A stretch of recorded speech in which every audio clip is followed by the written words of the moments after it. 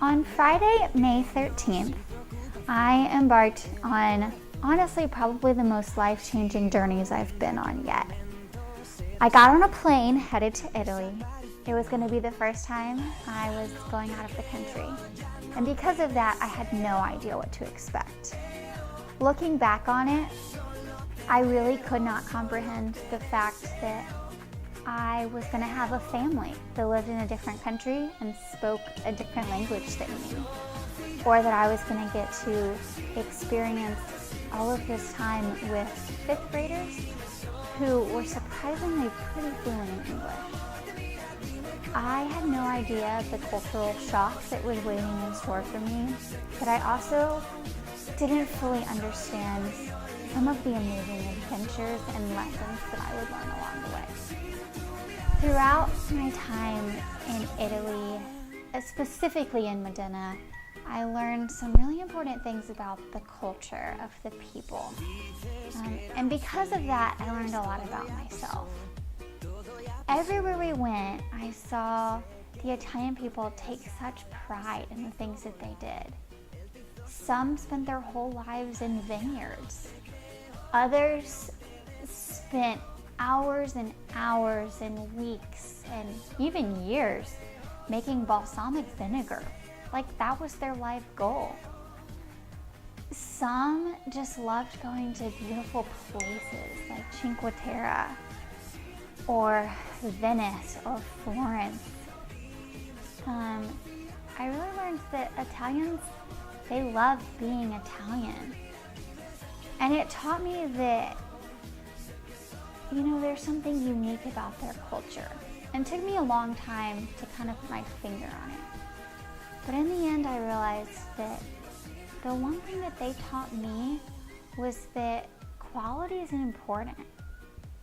I saw through the Ferrari plant, through all of the beautiful paintings that I saw in Florence and in Venice, through the food that they ate, everything that they did, they spent time and energy on. And honestly, at first it seemed kind of silly. Why dedicate your whole life to making wine? But they were so proud of that. And I realized that they weren't motivated by extrinsic things.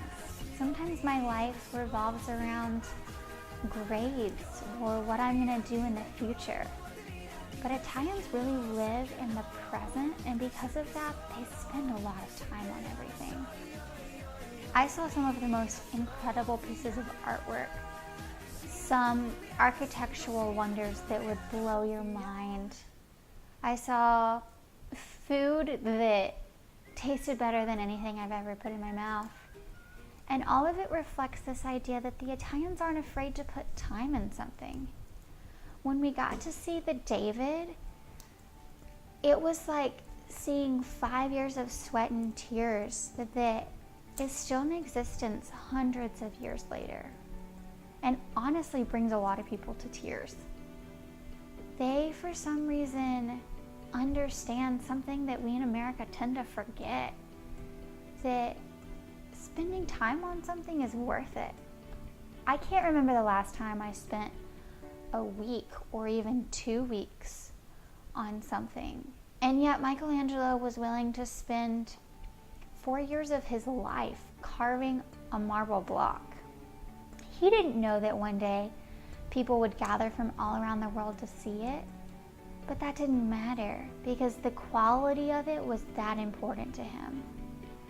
I saw this aspect through all of the food, all of the drinks, even the way that they share life with one another. The Italians are willing to sit at dinner and just be there, just talk to each other because they enjoy the quality of the conversation more than the quantity of time they have to do certain work. And that honestly blew me away.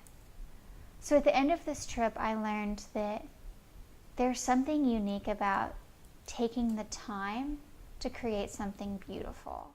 Go Dogs! Go Dogs! Go Dogs! Go Dogs! Go Dogs! Sick 'em!